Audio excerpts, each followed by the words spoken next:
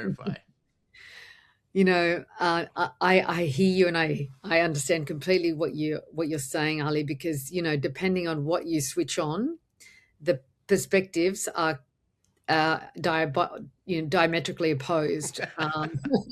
Everyone reckons they're winning, their side's winning, um, but the reality is that you know the light, let's call it the light, or the force, the good side, is definitely progressing forward. We haven't won. We are becoming more enlightened. We are winning.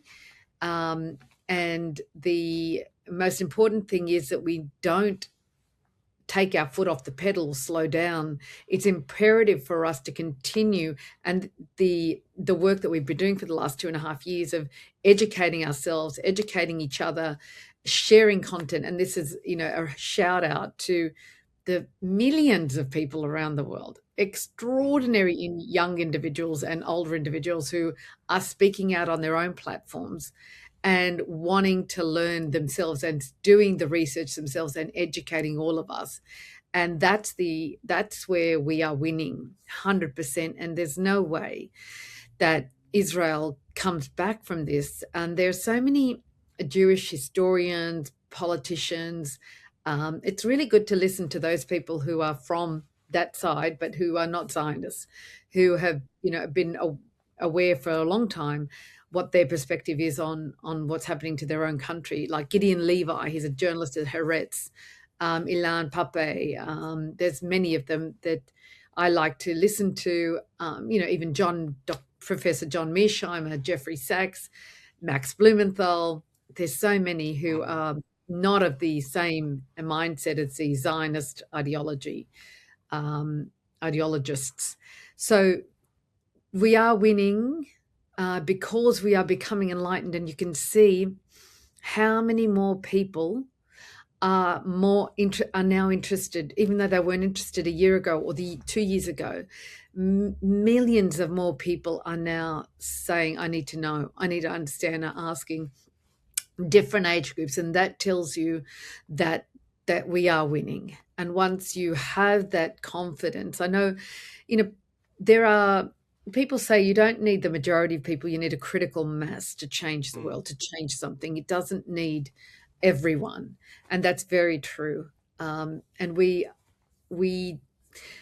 it's like we have a majority. It's definitely we have a majority, but we don't have a majority of the critical mass.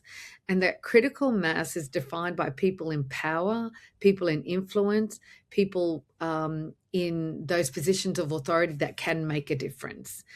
And those people, unfortunately, are less, and they're still under the influence and tied to the regimes and this group that is still in control of the direction of the world.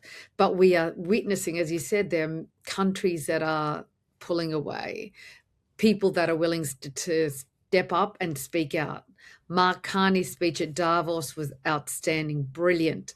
I wish he would follow through with more. He hasn't really followed through with much more yet. But that, speech about you're either, at the table or you're on the menu, this is being, repeated by people all over the world now. They really got it. He made it so simple for people, and leaders are realizing that's what's going to happen to them.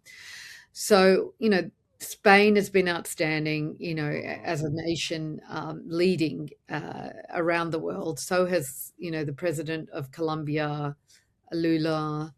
There are people and leaders that have stepped up. China and Russia are always speaking out. Obviously, we know Iran is against Israel and America, but we need more.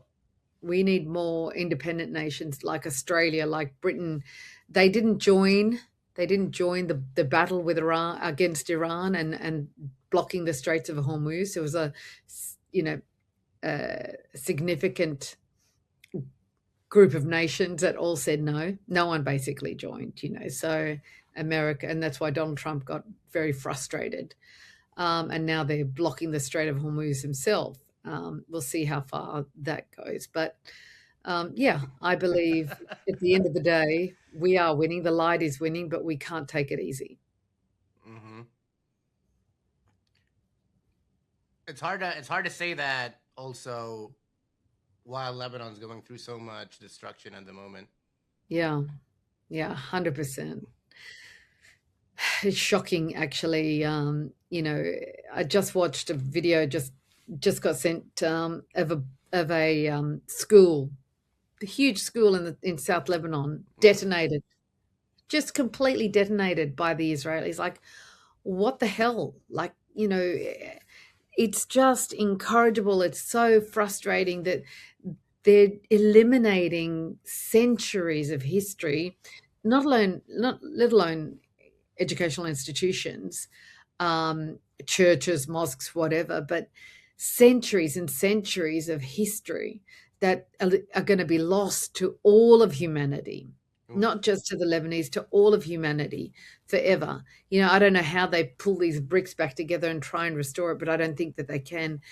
Um, you know, it's, and this, talking about Lebanon, I just literally before I came on the call read that a ceasefire has been announced. Donald Trump has announced on his Truth Social that Israel and Lebanon will begin a 10-day ceasefire next Tuesday at 5 p.m. Eastern.